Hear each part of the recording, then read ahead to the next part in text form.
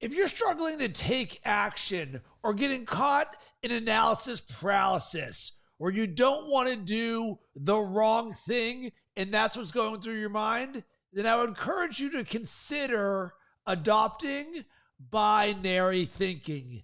And binary thinking is both oh so simple and something that is designed to help you create action more effortlessly because you don't have to think about it very much. And I'll give a very simple example. So when I started my entrepreneurial journey, I don't know, 13 years ago, I just quit my digital advertising sales job and I'm now making $0.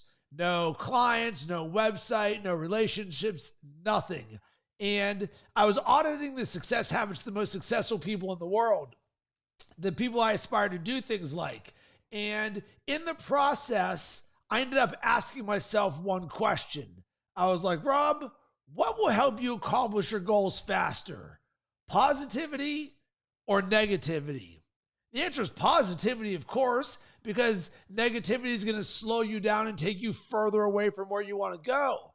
Because of that, I saw this from a binary lens, a 1 or a 0. And negativity was a 0 in my life. I'm all in on my dreams and living my best life. Therefore, positivity serves me and negativity does not. Positivity is a 1, negativity is a 0. Boom. Negativity is out of my life because it makes logical sense. And over the course of the next decade plus, I've been the leader of Team Good Vibes. And positivity and radiating this energy is both who I am and part of my brand. And so often people are like, Rob, are you always like this? Or how are you always so positive? And for me, this is effortless. I don't even have to think about it because it's binary thinking. It's a 1 or a 0. Negativity is a 0 in my life. So when I audit my inputs, I look and I'm like, all right, does this serve me or not? Is this a negative or a positive? It's a negative, boom, you don't belong in my life. And it is oh so simple. And so many people come from a standpoint or a lens of, I don't want to be wrong, or they live in the world of not instead of what you want to be. They'll tell you that I don't want to be this thing without leaning into the positive version of who they want to be. So one of the ways that I help coach people in thinking about this, and this actually just popped up yesterday on a coaching call, which was the inspiration behind this, was like, listen, let's simplify this. What is going to serve you more? You telling me who you are and what you want to create, aka anchoring in your vision in the world of who you are, or telling me who you are not and what you don't want to be. And the simplest example is this. When I was introduced yesterday on the group coaching call, they did not say, here's Rob Cressy. He is not a trapeze artist. Well, that makes no logical sense. We don't tell each other who we are not. Yet so often in our self-talk, we will say, oh, I don't want to make the wrong decision, or I'm not this person. On the flip side, how about we just logically wire our brains in the way that we think on things that serve us and help us get more of what we want? Imagine just for a second if the only lens that you trusted in your life was one that served you and aligned to your vision and your powerful truth of who you are. So anytime you had a thought come into your head that didn't serve you, you sit there and you're like, oh, well, I'm about that team good vibes life and doing things aligned to my vision, and that is not that. So it's a 0. Boom, you're out of here. And one of the terms to help better cement this in is called shrinking your dispersion, meaning how far off of center you are and how long you allow that to stay with you. And the simple example is all around being a golfer. A professional golfer, their dispersion, aka their margin of error, when they typically hit a drive, their worst case scenario is maybe a little bit off on the rough onto the tree line. Me, an average golfer, I'm about 250 yards to the right either way. My dispersion is massive.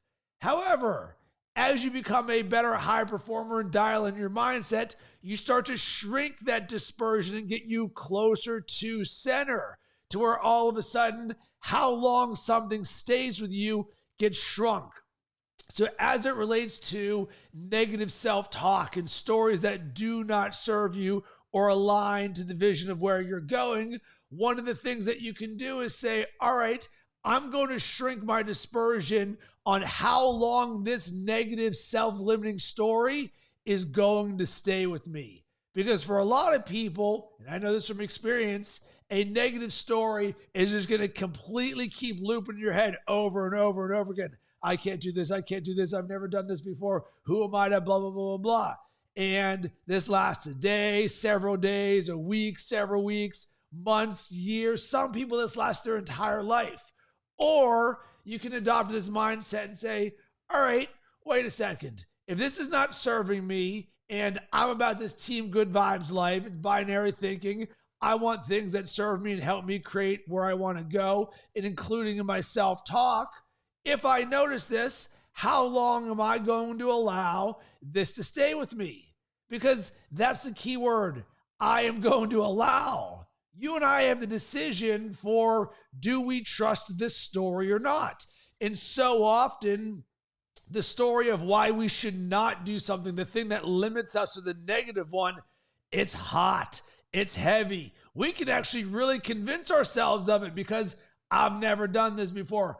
I don't know what to do. But guess what?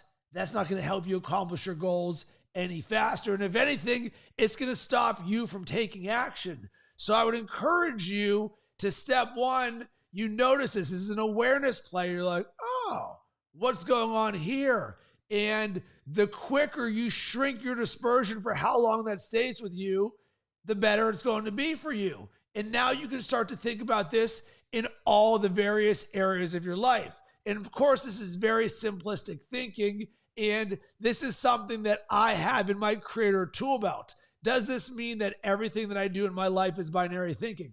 No, but I do have instances in my life, certainly positivity versus negativity, my self-talk and my negative self-talk being two of them, in which binary thinking helps me because it removes the emotion from the process. And so often, our emotion clouds our judgment from taking action. And it is way better to take wrong action than it is to take no action. And one of the quotes that I read every single morning is from Steve Martin. And I read this as part of my boot sequence. And it says, be so good that they can't ignore you. You know what it doesn't say? Be so perfect that they can't ignore you. Because in the process of being good and great, it's about getting in your reps and doing things over and over and over again. And as you can imagine, someone like Steve Martin, as a comedian or an actor, he's sitting there on stage or auditions, getting in the reps, getting in the reps, getting in the reps. But imagine if he sat there and it was like, oh my God, what if people don't like this joke? Or, oh my God, what if I don't get this audition? I'm not going to do it again. But these are the thoughts that we often have in our heads that stop us from doing the things that we want to do to create the vision that we want in our life. So instead, I would encourage you to actually drop the word perfection from your vocabulary and instead come from a place of love as it relates to being wrong, where you can love being wrong because of what it teaches you about yourself in the way that you take action. Because it is way better to take imperfect action and to learn along the way, to sit there and be caught in analysis by paralysis and actually do nothing. Because one of my favorite quotes also is from Nick Saban, and he says, never waste a failure. And I love that so much. And this goes to my mindset around adversity. And one of my favorite books is The Obstacle is the Way by Ryan Holiday. And what I take from it is your ability to turn obstacles and adversity into opportunities. So something that would limit you or most people, and you see that and you're like, this is an opportunity for me to be better and grow. And these simple mindsets are something that as you implement them and live them on a day-by-day basis, they become effortless. And now you start to look around in your life at all the areas where you can adopt this form of thinking. So I would love to hear from you. I would love for you to audit your current self-talk as it relates to, all right, is my self-talk positive or negative? And am I listening to it? How far off of center am I? What is my dispersion? Is this something that's staying with me days, weeks, months? Or is this something where you're like, boom, I'm quick, I'm getting it out. This is binary thinking. You can hit me up on social media at Rob Cressy. And if you're about this life and you want to take your mindset and your personal growth to the next level, because so many of us, we're prolific at business, but so many people haven't invested in themselves, in the personal growth of who they are. I'm a champion for you and would love to help you along on your journey. Drop me an email, rob@robcressy.com, or hit me up on all social media platforms at Rob Cressy. Let's find time to jump on a call and build a roadmap for creating the ideal version of yourself.